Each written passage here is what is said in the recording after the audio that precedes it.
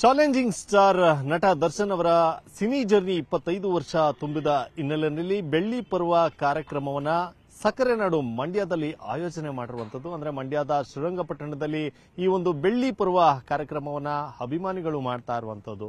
ನಾನೀಗ ಆ ಒಂದು ಜಾಗದಲ್ಲಿದ್ದೀನಿ. ನೀವೀಗ ದೃಶ್ಯದಲ್ಲಿ ನೋಡಬಹುದು. ಇವತ್ತು ಸಂಜೆ ಬೆಳ್ಳಿ ಪರ್ವ ಕಾರ್ಯಕ್ರಮ ಮಂಡ್ಯದ ಶ್ರೀರಂಗಪಟ್ಟಣದ ಶ್ರೀ ರಂಗನಾಥ ಸ್ವಾಮಿ ದೇವಸ್ಥಾನದ ಆವರಣದಲ್ಲಿರ್ತಕ್ಕಂಥ ಖಾಲಿ ಜಾಗದಲ್ಲಿ ನಡೀತಾ ಇರುವಂತದ್ದು. ಬೃಹತ್ ವೇದಿಕೆ ಈಗಾಗಲೇ ಸಿದ್ಧವಾಗ್ತಾ ಇದೆ.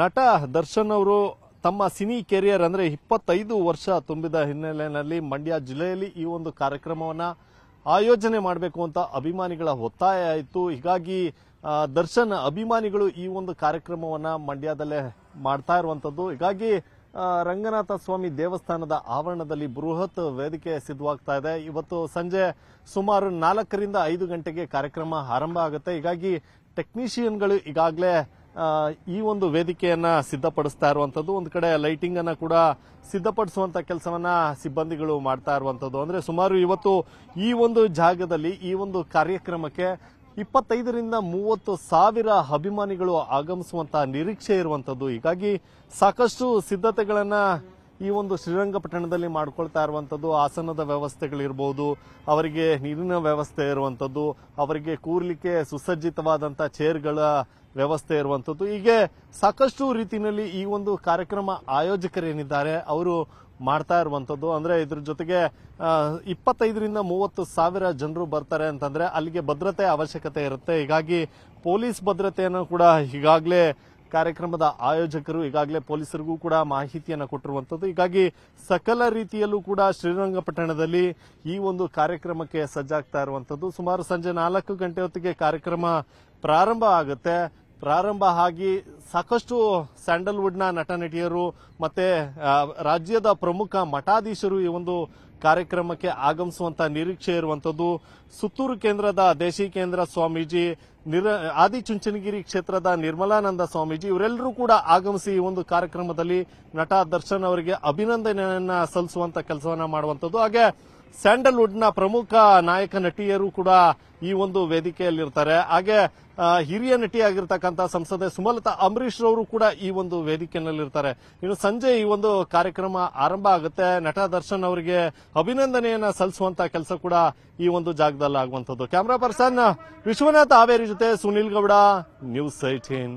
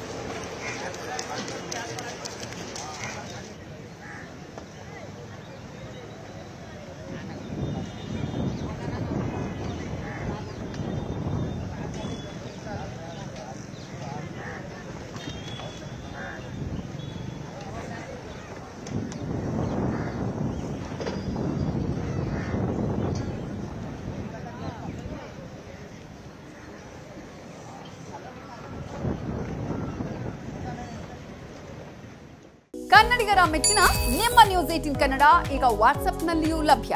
ಕರ್ನಾಟಕ ಮತ್ತು ದೇಶ ವಿದೇಶದ 360 ಡಿಗ್ರಿ ಸುದ್ದಿ ವಿವರವನ್ನ ನೀವು ನಿಮ್ಮ ಕೈ ಬೆರಳುಗಳಲ್ಲಿಯೇ ಪಡೆಯೋದಿಕ್ಕೆ ಈ QR ಕೋಡ್ ಅನ್ನು ಸ್ಕ್ಯಾನ್ ಮಾಡಿ. ನಮ್ಮ ಚಾನೆಲ್ ಅನ್ನು ಫಾಲೋ ಮಾಡಿ, ನೋಟಿಫಿಕೇಶನ್ ಆನ್ ಮಾಡಿ.